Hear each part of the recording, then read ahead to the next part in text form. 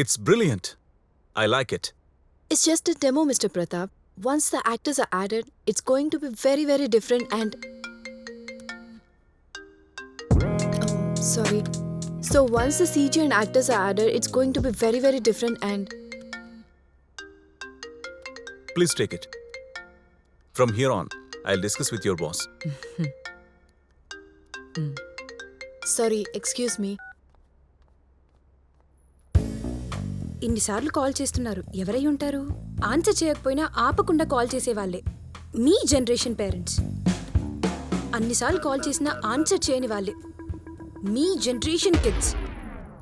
అమ్మా, కాన్ఫరెన్స్లో ఉన్నా, ఎందుకు ఊరికే కాల్ చేస్తున్నావు? ఏమైంది? ఎందుకే మమ్మల్ని ఇలా ఏడిపించుకు తింటావు? దాని బదులు ఇంత విషయం అంటే ఏవేవే తాగి చేస్తాం. సరే, నెక్స్ట్ మంత్ శ్వేత హైదరాబాద్ వస్తుంది, పంపిస్తానులే. ఇదిగో ఇలా మాటకు మాట సమాధానం చెప్పడం కాదే. ఆ మాయదారి ఉద్యోగం మానేసి పెళ్లి చేసుకుంటే బాగుపడతావు. పక్కింటి పద్మగారి కూతురుని చూడు, నీకంటే 2 ఏళ్ళు చిన్నది. ఎంచక్క పెళ్లి చేసుకుని పిల్లని చంకలో వేసుకుని తిరుగుతుంది. ఒక ఆడపిల్ల బాగుపడ్డావంటే పెళ్లి చేసుకుని పిల్లలు కనడం మాత్రమేనా అమ్మా? కాదు, వంట కూడా రావాలి, నేర్చుకో. Shame on you. I just pity you అమ్మా.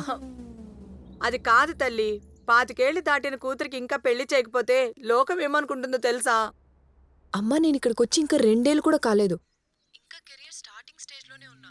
మీరు ఇంకో 3 ఇయర్స్ వరకు పెళ్లి టాపిక్ తెచ్చారంటే ఇంటికి కూడా రాని చెప్తున్నా. రేపో మాపో నేను చస్తానని తెలిసినా కూడా రావా?